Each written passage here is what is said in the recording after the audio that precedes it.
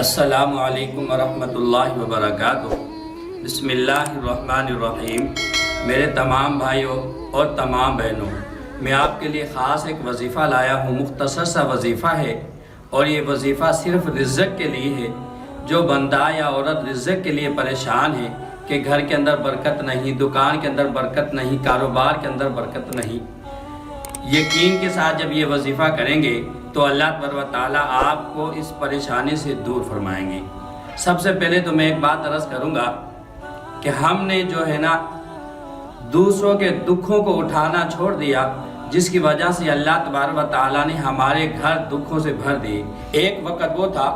کہ دوسروں کے دکھوں کو لوگ اپنا دکھ سمجھا کرتے تھے۔ آج ہمارا ماحول یہ ہو گیا، گھر کے اندر پڑوس کے اندر کوئی پریشان ہے تو ہم اس سے یہ بھی نہیں پوچھتے کہ بھائی تجھے کون سی پریشانی ہے۔ میں ایک چھوٹا سا واقعہ بتا کر آپ بات کو ختم کروں گا۔ دو بھائی تھے اور دونوں ہی غریب تھے، بالکل ہی غریب تھے۔ ایک بھائی نے 25,000 روپے اپنی کسی ضرورت کے لیے رکھے، لیکن جب اس نے دیکھا کہ میرا بھائی ہے اور اس کو ضرورت جو ہے نا وہی ضرورت ہے جو مجھے ضرورت ہے، اس بھائی نے اپنی ضرورت کو قربان کرتے ہوئے وہ 25,000 اٹھائے اور اپنے بھائی کے حوالے کر دیے اور بھائی نے اپنی ضرورت پوری کر دی۔ یہ بھائی کہتا ہے کہ جس نے 25,000 روپے اپنے بھائی کو دیے، وہ کہتا ہے کہ دوسرے دن ہی ایک میرا شاگرد آیا جو میرے لیے 1.5 لاکھ روپے ہدیہ لایا، اور اس کے لیے یہ مشہور تھا کہ اس نے کبھی بھی کسی کو کوئی ہدیہ نہیں دیا، اور وہ کہتا ہے کہ میں بڑا پریشان تھا کہ میرے لیے 1.5 لاکھ روپیہ لایا، اور جب اسے 1.5 لاکھ روپیہ دیا گیا ہدیہ کے طور پر تو اس نے یہ سوچا کہ کل میں نے 25,000 روپے اپنے بھائی کو دیے تو اللہ تبارک و تعالیٰ نے آج مجھے 1.5 لاکھ روپیہ دے دیا، اور اس نے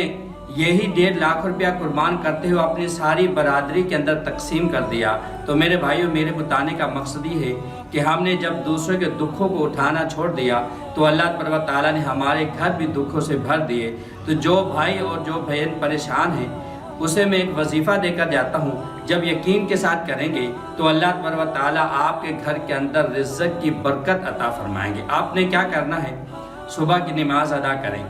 یا نماز ادا کرنے کے بعد اسی جگہ پر بیٹھ کر یا لطیف کا ورد آپ نے کرنا صرف 133 مرتبہ۔ اس وقت آپ نہیں کر سکتے، آپ کاروبار پر گئے، دکان پر بیٹھ کر آپ نے یہ وظیفہ کرنا ہے، یا لطیف 133 مرتبہ۔ اور اس کا سب سے آسان طریقہ یہ ہے کہ جو اللہ تبارک و تعالیٰ نے انگلیاں تمہیں عطا فرمائی، اسے 30 ہیں، جب اس انگلیوں پر آپ پڑھیں گے، اس کے شمار جو ہوتے ہیں یہ 30 ہیں، تو جب انگلیوں پر آپ پڑھیں گے تو قیامت والے دن یہی ہاتھ گواہی دیں گے، کہیں گے یا رب کریم،